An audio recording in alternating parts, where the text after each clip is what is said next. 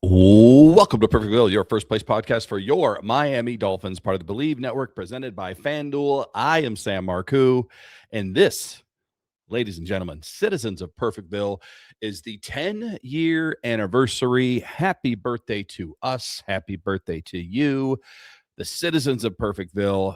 10 years running here in the town of Perfectville. Sam Marcoux and the two-time Hall of Famer. Of course, I'm talking about the good doctor himself, Dr. Christopher Cullen, not in the studio tonight, but we'll be back before you know it.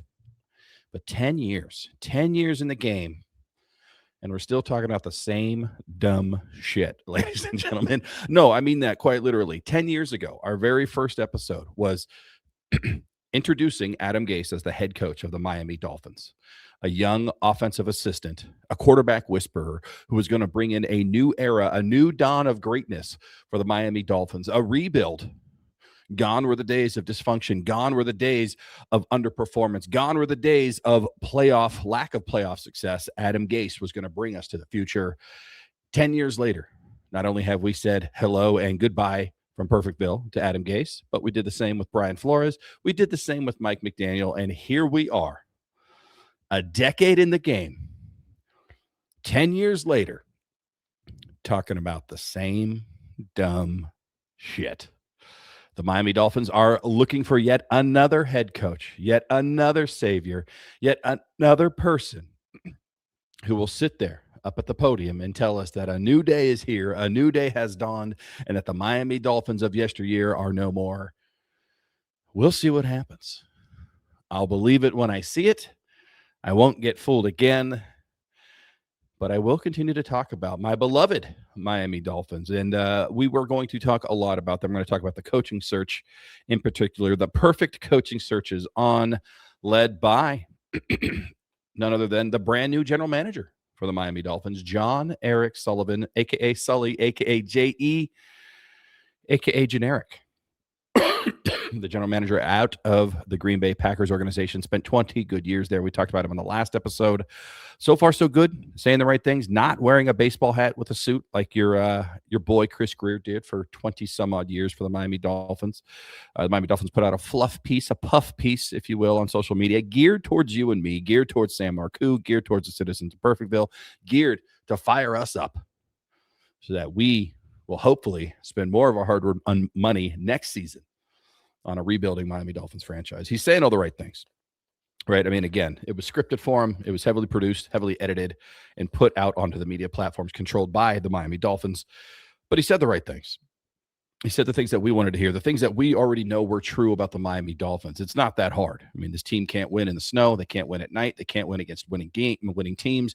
They can't win anywhere other than Miami Dolphins in Miami in September against a losing team. He talked about the dysfunction and having a process that works, a proven process from Green Bay that he's going to bring to the Miami Dolphins. So, again, he's pushing all the right buttons, pulling all the right levers so far, saying all the right things. You know, talking about how he's got to build a team that can win in any environment, that he's got to bring his proven process that he knows works, and it does in Green Bay, bring it to Miami and make it work here. I like it. I like what I hear. I like what I see. But it's only basically day one for John Eric Sullivan, and he's going to have his first major decision staring him in the face really right now because the coaching search is on. And we've conducted quite a few interviews. We've looked at a lot of different candidates. We've turned over many stones, not as many as I would like, or maybe not the ones that I would like for them to turn over. But there's some good candidates out there. There's some interesting prospects. There's also some ones that make you want to, maybe drown yourself in the toilet. I get it. But we're going to see what happens. We're going to see what happens with the Miami Dolphins under the John Eric Sullivan regime.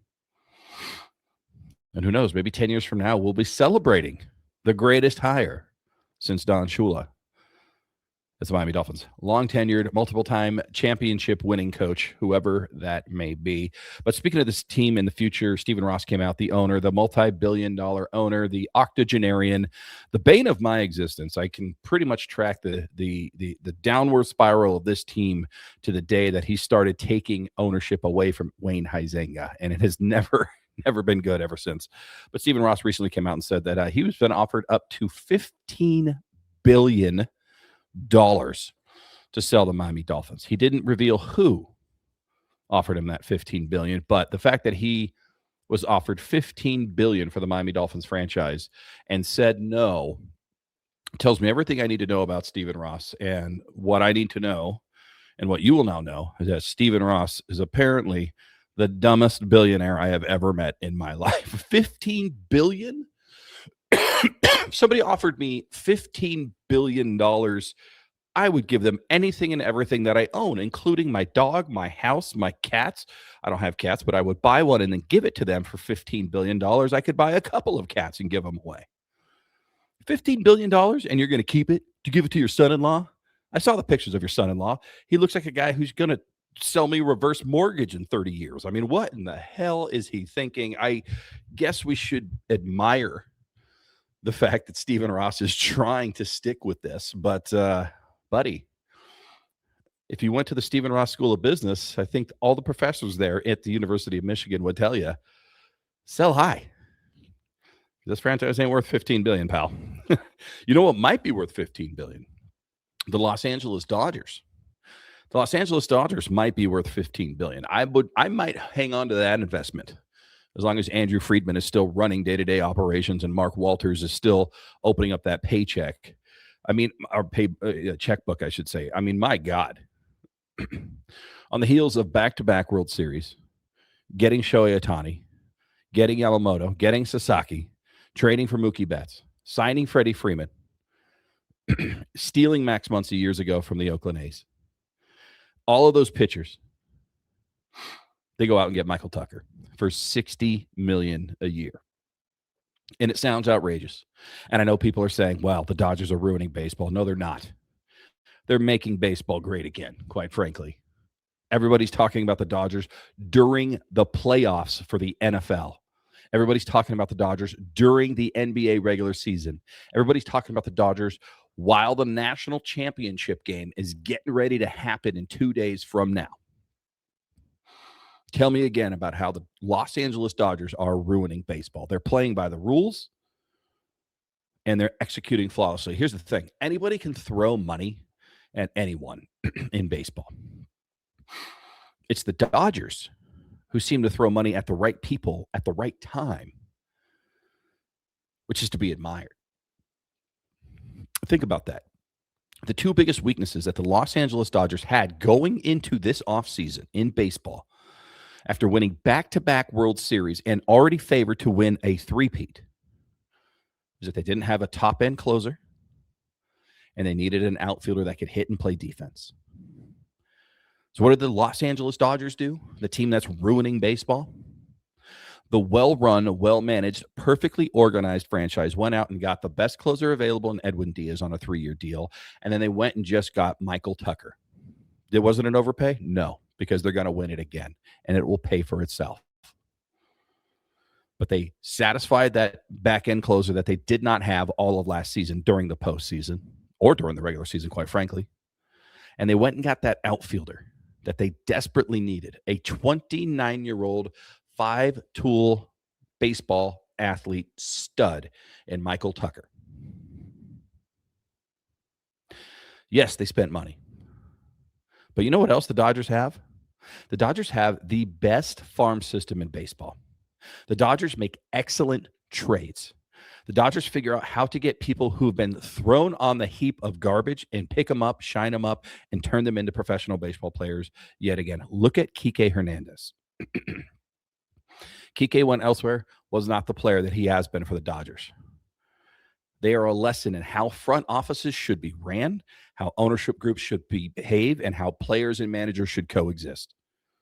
If we want true success, the Miami Dolphins should emulate as much as they possibly can what the Los Angeles Dodgers have been doing. And when you look at what the Miami Dolphins have done this offseason so far, I think they have. Let's look at the parallels.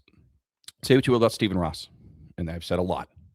This is a man who's worth billions of dollars, who is not afraid to open up the paycheck or the checkbook and spend money.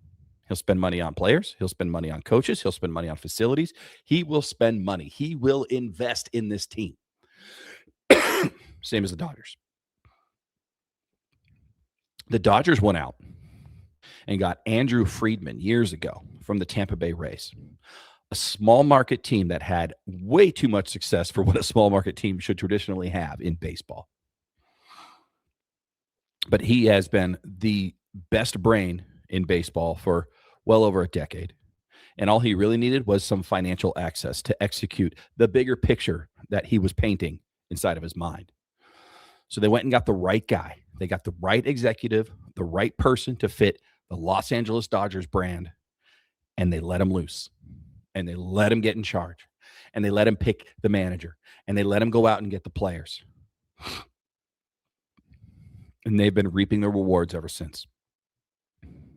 People forget. The Dodgers had Don Mattingly as their coach. They were in the playoffs. They were a perennial favorite out of the National League every year. They could not get over the hump. What did Andrew Friedman do? Andrew Friedman went and got a hometown hero. Went and got Dave Roberts, who was a Dodgers player. He's most famously known for being on the Red Sox. I get it. But he was a Dodger before that.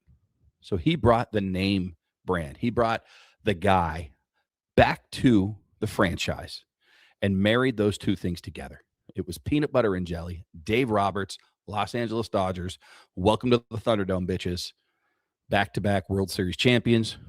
3 titles in 6 years. Probably going for the three-peat. Probably getting 4 and 7.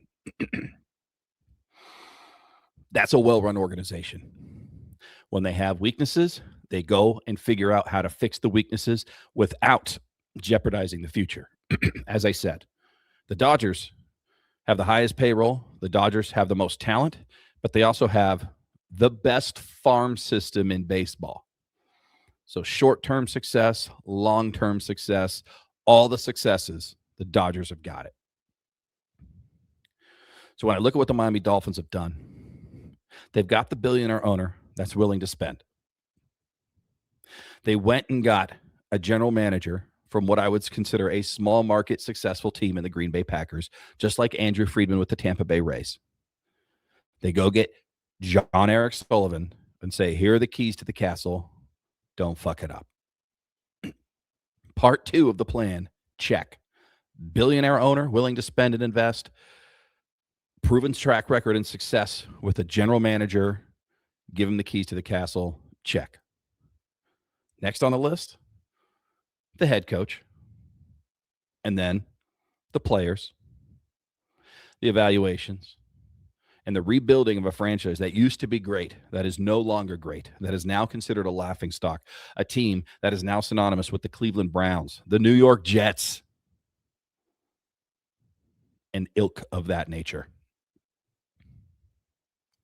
But I like what I'm seeing so far. Like I said, the owner's willing to spend. The general manager saying the right things. He has a history of success in a smaller arena of Green Bay. He's going to come to Miami. The lights are going to be a little bit brighter. The heat is going to be a little bit hotter. It's definitely going to be wetter. It's going to be sweaty. It's gross. It's moist down in South Florida. But John Eric's no stranger to this team. His dad was a wide receiver coach back in 2004, I believe, for the Miami Dolphins. He's been an executive of some level. He's been in the personnel game for many, many years. This is where this guy excels. He excels in the draft. He excels in getting guys who are the right character guys and sticking them into the process. That's what he's good at. We'll see how that translates to a coach.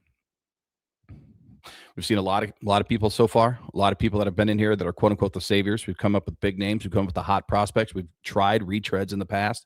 Nothing has seemed to work. So when I take a look at the list, and it's quite a substantial list that the Miami Dolphins have put together, the people that they have talked to for this head coach opening,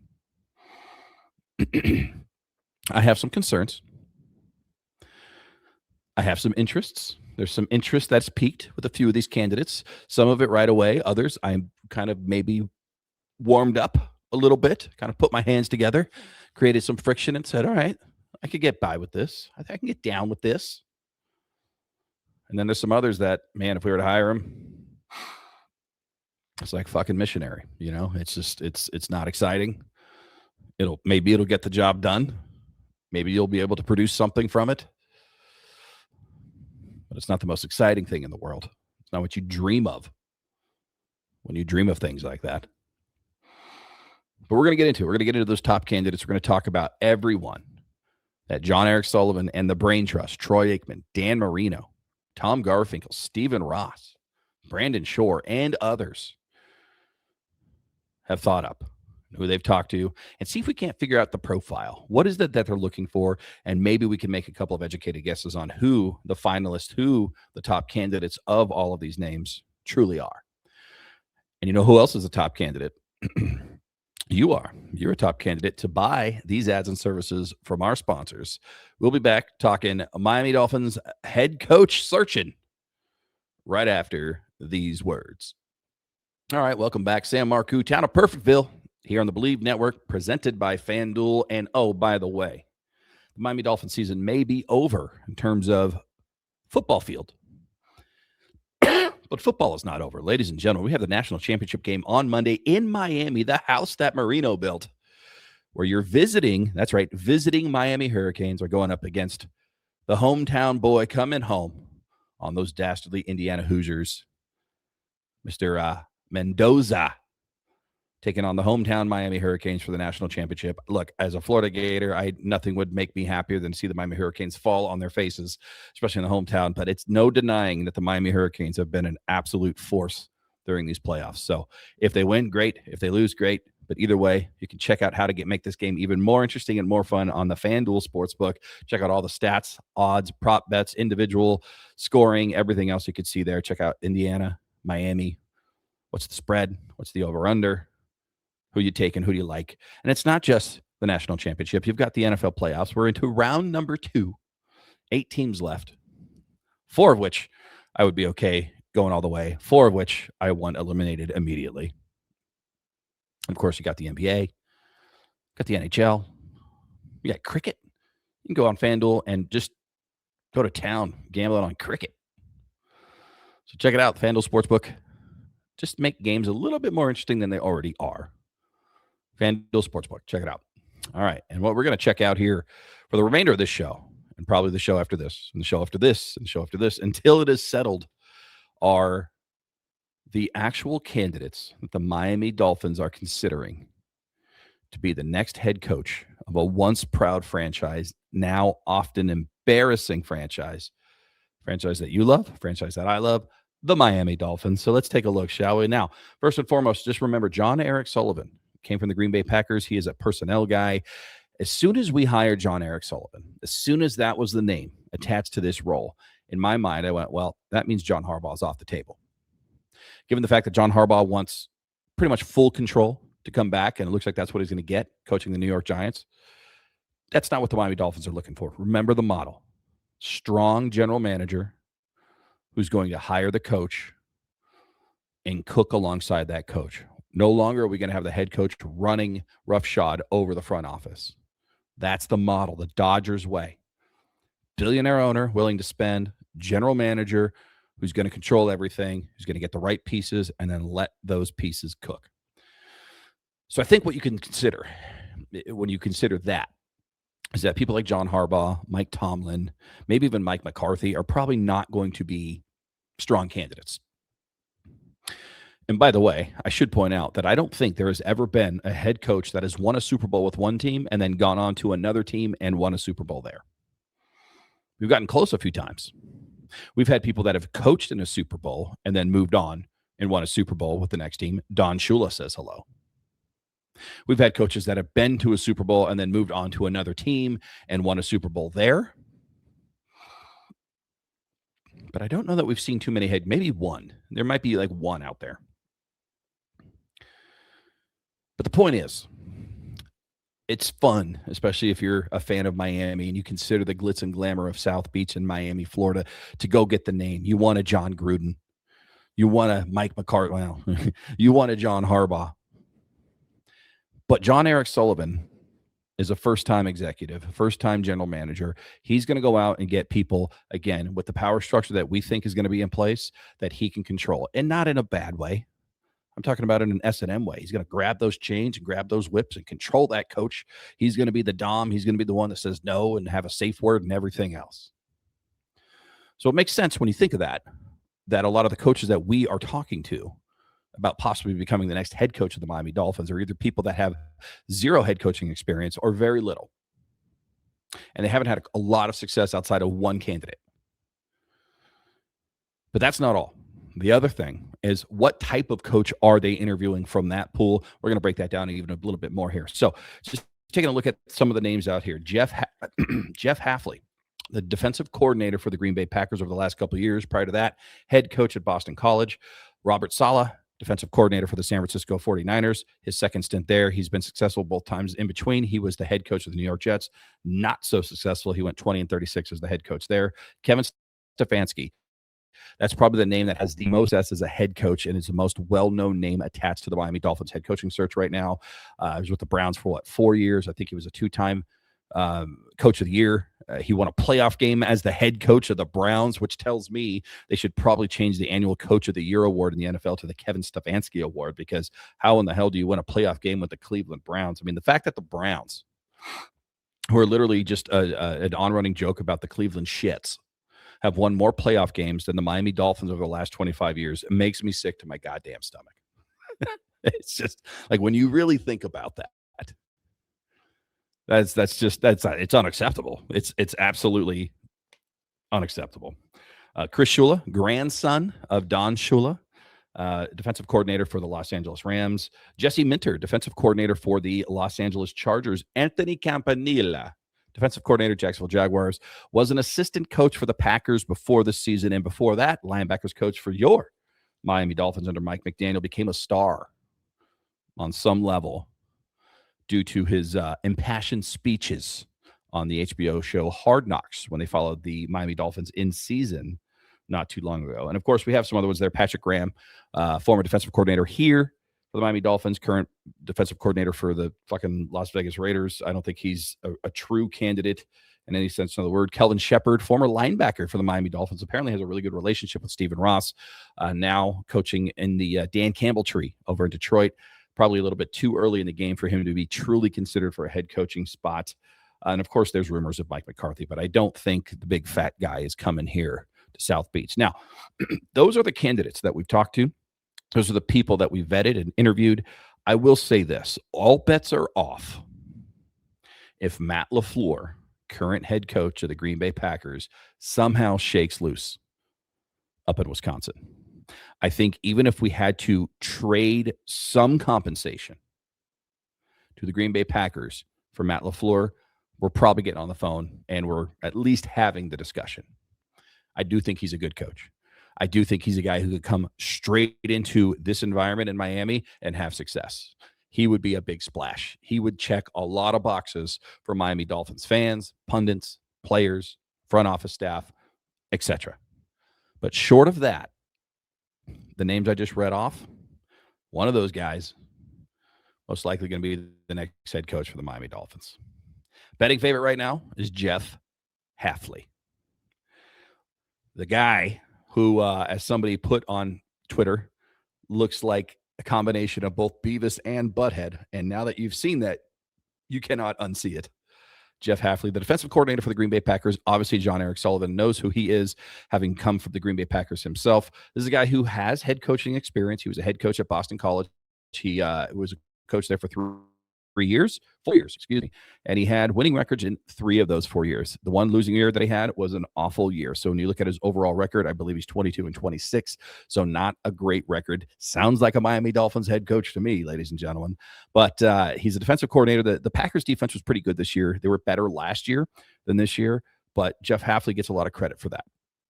He's about 50 years old. He's got a buzz cut. He looks like every alcoholic father that's been cast for a 1950s period piece. You know, he doesn't inspire, in my opinion, a lot of ticket sales day one. I mean, if you announce that Jeff Hafley is your next head coach, I don't think people are calling up their ticket broker and saying, I need more tickets to next season. Again, he's missionary. He's missionary style right there. He might get the job done. It can be fun, but there's other options that you'd probably want to do if given the choice. So Jeff Hafley, defensive coordinator. He's got the pedigree. Again, he's got head coach experience, albeit at the college level.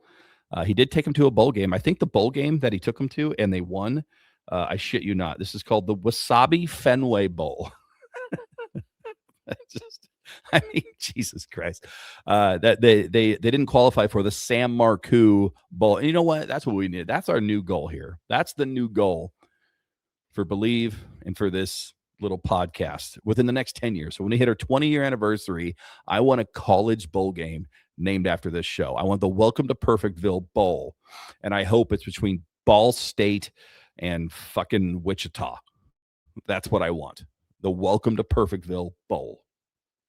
But anyway, Jeff Hafley definitely led Boston College Screaming Eagles to the Wasabi Fenway Bowl victory back when he did coach them a number of years ago. But I think more recently, he's a defensive-minded coach. The Green Bay Packers definitely played good defense over the last couple of years, played it in cold weather, played it at night, played it in the black and blue division that is the NFC North. So there is a little bit of track record there that we cannot disrespect, right? I don't want to just make jokes about this because, quite frankly, he's probably going to be the next coach of the Miami Dolphins if you check the betting sites here. But we'll move on to another defensive-minded coach. Keep that in mind, by the way. You're going to start to see a theme. It's not just people who have little to no head coaching experience, but it's also a lot of guys who have defensive-minded attitudes and coaching experience as well. I think that's important to understand. So Robert Saleh, Timu Jason Taylor, if you will, not quite as sexy, but sexy enough. The 47-year-old defensive coordinator for the Freudian slip for the San Francisco 49ers. Yet another Kyle Shanahan, minion, if you will, very similar to Mike McDaniel. Coached the New York Jets to a shockingly bad 20-36 record over his time there. Never really had a good quarterback. Defense never got to where it needed to be. Certainly not rallied around the way he was at San Francisco. But what I'm hearing about Robert Saleh is that this is a guy who, again, he didn't have success, but it was the Jets. It's an asterisk. You can't really have success with the Jets. Woody Johnson and everybody involved in that terrible organization are just terrible human beings and don't know how to run a race, let alone a franchise. So I don't really hold that against him. Robert Saleh, I think, by all accounts, is a guy that everyone says he will have success as the head coach the next time. We could be the next time. When you look at what he has done in San Francisco, a team that I hate, a team that I loathe, a team that I actually live by and have to just breathe their stupid air every single day with their fan base and the radio and TV and everything else. He has probably dealt with the most injuries of any franchise ever this season. He's down to like a fifth string linebacker that's going to be starting in the divisional round of the playoffs. I mean, they're one injury away from me having to suit up for the 49ers at linebacker. Yet somehow they're good. Somehow they rally around this guy and they win games. Now, you can give credit to Kyle Shanahan. You can give credit to Brock Purdy. Clearly, Christian McCaffrey is a stud. But that defense is without Fred Warner. That defense is without members on the defensive line that they were counting on. That defense has rebuilt a defensive backfield, and they have schemed up to a place where Robert Saleh certainly deserves another shot at running an entire franchise. Even though he's been a head coach before, he's not going to ask for too much. I think he fits the profile of John Eric Sullivan is going to be the boss, and Robert Saleh is going to be the coach. He would be the Dave Roberts in this scenario. So Robert Saleh, defensive coordinator, is a guy we've talked to. Kevin Stefanski. We talked a little bit about Kevin Stefanski already. I've got my Kevin Stefanski beard right now. He is a guy who's had a fair amount of success as a head coach. He's an offensive-minded head coach. Obviously did it with the Cleveland Browns. He's another guy that runs a zone scheme type of offense. So when you look at the players that we have and the type of offense that Kevin Stefanski typically runs, you're looking at a fit in terms of player personnel and what Kevin Stefanski likes to run on offense. Why is that important? Well, when you look at the mix of players that we have, we're not going to see a ton of flashy free agent signings. You're going to see probably a lot of people that are under contract and you want them to be able to be a scheme fit for whoever comes in. Well, Kevin Stefanski is going to run a little bit of a different offense than Mike McDaniel, obviously, but they're still running that wide zone scheme when it comes to run. And they've been a pretty good running team in Cleveland under Kevin Stefanski. They've had issues at quarterback, but again, sounds like Miami Dolphins to me. So Kevin Stefanski, 2-time coach of the year for the Cleveland Browns. He's in the mix. Jesse Minter. Now, this is a guy who, when I first heard, I went, ugh. But now I'm like, maybe. Think about this. Jesse Minter is coaching a Chargers defense that is top 5 in yards and points allowed in 2025. Jesse Minter has coached exactly one game at the collegiate level as a head coach, and that was when Jim Harbaugh was suspended from the University of Michigan, and Jesse Minter was the head coach, and he led them to a victory. I think it was against Ball State, matter of fact, and I believe it was 30-3. He's a young guy. He's a guy who's not going to ask for too much. He's looking for his shot. We are not the only people talking to him. He's going to be a head coach one day. And get this, he is a Harbaugh descendant. This is a guy who's coached with Jim Harbaugh at Michigan. He coached with Jim Harbaugh at the pros. If you want Jim Harbaugh and you can't get him, and you wanted John Harbaugh and you can't get him, maybe go get one of his minions. Maybe go get a guy who has coached up a Los Angeles Chargers team that lost a lot of talent over the last couple of years, yet still continues to show up one of the best defenses in terms of intercepting the ball and making and creating turnovers. That's something that was severely lacking from the Miami Dolphins this past year. So Jesse Minter could be a possibility. Another one, Anthony Campanile, defensive coordinator for the Jacksonville Jaguars, was with the Packers before that. A guy who apparently is a star in the making, according to Jeff Hafley. Wouldn't it be funny if Anthony Campanile got the job over Jeff Hafley, and part of the evidence used against Jeff Hafley was the fact that he told everyone that Anthony Campanile was going to be a star in this league last season? I know the Jacksonville Jaguar fans are upset about possibly losing him as a defensive coordinator, which tells you something. Tells you that he's got the hearts and minds of the fan base up there in North Florida. Could Anthony come back to the Miami Dolphins? You look at players online when they're finding out that he is a candidate for the head coaching job for the Miami Dolphins, and they're getting behind it. They're saying this is the guy that the Miami Dolphins need. You win the hearts and minds of the players. You have the fans behind you, and all of a sudden, you might be cooking with fire here. But the last name I want to throw out there might be my now favorite candidate, personally. And he's getting a lot of momentum. I'm hearing his name pop up everywhere. The Fish Tank Live the other day with Seth Levitt and OJ McDuffie, they talked at length about him. They're not the only ones. I'm not the only one. He's an obvious candidate, but he's got the pedigree. He's got the name. And when we take a look at what the Dodgers model is, and we've laid out what the Miami Dolphins have already done to try to emulate that management, ownership, coaching module, one of the things I pointed out is that Andrew Friedman brought Dave Roberts back to the Los Angeles Dodgers. He took Dave Roberts, the player, and made him Dave Roberts, the manager. And that was one of those things that kind of tugs at the heartstrings of Los Angeles Dodgers fans more. Makes them want to win and cheer for that team a little bit more. Makes it a little louder at Dodger Stadium. Well, what if you could emulate that part of the Los Angeles Dodgers scheme as well? What if you could bring a name back to South Florida, a name that is synonymous with the golden era of the Miami Dolphins, a name that's synonymous with Perfectville and Super Bowls and championships? What if Chris Shula, the grandson of the great Don Shula, made his triumphant return home? He grew up out here to coach the Miami Dolphins. I know it's one of those things that you go, yeah, that might be too much pressure on the kid. Fuck that. He's a Shula. You think it's too much pressure for Chris Shula to take on the head coaching responsibilities of the Miami Dolphins, a team that's synonymous with his grandfather? His grandfather led this team to the perfect season, the only perfect season in NFL history. The man has Shula. on his back. The man has Shula blood. He has perfect blood, as Seth Levitt says, running through his veins. It ain't too big. The shadow's not too big. Chris Shula can handle business as the head coach of the Miami Dolphins.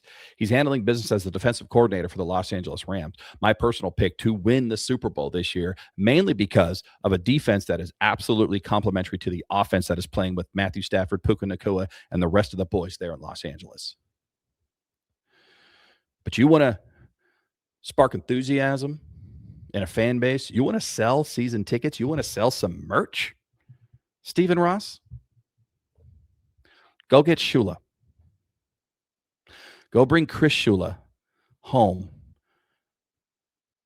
to the franchise that his grandfather, Don Shula, built. Don Shula was 39 when he left the Baltimore Colts to come to the Miami Dolphins. Care to guess how old Chris Shula is right now today? I'll give you two guesses, but I think you only need one. That's right, 39 years old. This guy grew up in South Florida. He knows who his grandfather is and was. He understands the legend. And you know what? He went into coaching anyway, just like his fathers, just like his grandfather. It's in the blood. You got Harbaugh brothers out there. You got Grudens. Give me Shula. Give me Chris Shula, the heir apparent, the savior, the only one who can instill in confidence day one and back it up for the Miami Dolphins. Don Shula, meet Chris Shula. And let's bring the Infinity Stone back to the glove. Let's go win some championships. Chris Shula is our Dave Roberts. John Eric Sullivan is our Andrew Friedman. And I can't believe I'm going to say this with a straight face, but Stephen Ross is our Mark Walters. And that's the path. That's the math. The Miami Dolphins back to greatness. Be like the Dodgers. Spend money, invest wisely, get the right executive who can make the right decisions, go get the right coach and the right players, and let's go win. To quote our new general manager, John Eric Sullivan. So, gun to my head, who do I want? I'm liking Chris Shula, if you haven't figured it out. I think Chris Shula would be an amazing hire. People are going to talk about it. People are going to think about it. People are going to opine about it. But I think he can win games. I think he can win playoff games. It's in his blood. He ain't scared. He's a Shula. If not Shula, I like Jesse Minter. That's another one. I do like that Harbaugh coaching tree. I think it's fantastic. I think he's fantastic. I think he's going to be a great coach one day, if not now, sometime in the near future. I'm warming up to Robert Saleh. I don't know that I love it, but I could get behind it. Again, Walmart Temu version of Jason Taylor. Why not? Can't have Jason Taylor? Then give me Robert Saleh. Kevin Stefanski. Again, anybody who has any sort of success in Cleveland probably deserves their own Lombardi Trophy name. That's an impossible situation, and he made it possible for as long as he possibly could. I don't like Hafley. I just don't. You know, isn't that, I mean, it's just, Jeff Hafley. Patrick Graham ain't going to be the guy. Kelvin Shepard ain't going to be the guy. Anthony Campanile, I don't know. He's got ties to John Eric Sullivan. He seems like a kind of guy that'll probably get you to a playoff game, but not win. You know, I don't know. I feel like Anthony Campanile needs to go through the Robert Saleh school of head coaching. Like, he's got to go coach the Titans for 3 years, you know, learn a whole lot of lessons the hard way, go back to being a defensive coordinator for a couple of years, and then come back. At that point, we'll probably have an opening and we can hire him then. Take the Robert Saleh approach, Anthony Campanile. And that's it, man. I think that's it. I think I went Shula. I talked myself into Chris Shula, 39-year-old defensive coordinator, legacy hire for the Miami Dolphins. Stephen Ross could bring a lot of goodwill back to the Miami Dolphins franchise if he allows John Eric Sullivan to cook and go get the guy. That's the grandson of the guy. Of course, we're talking about Chris Shula. And while you're at it, bring back the logo. How cool would that be? Chris Shula walks in, takes one look at that stupid logo that we have here today and says no, and just rips it off like a bad guy wrestler joining the NWO, just rips it off. And the old logo's underneath. It says, today's a new day. We're going back to what works. We got the old logo with the dolphin wearing a helmet that has an M on it. And you've got a fucking Shula running shit. That's what I want. I also want another Dodgers championship. You haven't figured it out. All right. Well, hey, from the bottom of my heart, the middle of my heart, the sidewalls, and of course the tippy top, I want to say thank you to all the citizens of Perfectville. Special shout out to Raced, who has basically been the best supporter of this show. The guy's amazing. Never met the man, but he is out of Wisconsin, so I think he's probably understanding what I'm talking about when I say about Jeff Halfley. But shout out to all the people from the okayest fantasy football league ever. Congrats to whoever won the league. I don't know who won. Not really paying attention much this year, but thank you all, the citizens of Perfectville. Thank you to our sponsor, Fanduel, for keeping with us all season long. And of course, the wonderful people over at the BLEAV Network. Looking forward to seeing what's next for this tiny little town of Perfectville. The two-time Hall of Famer, Christopher Cullen, myself. We're going to keep growing with BLEAV. Here's to the next 10. But until then, just remember, nobody's perfect except us. So on behalf of myself, the two-time Hall of Famer, the entire BLEAV Network, presented by Fanduel, the only thing left to say is goodbye from Perfectville. Later.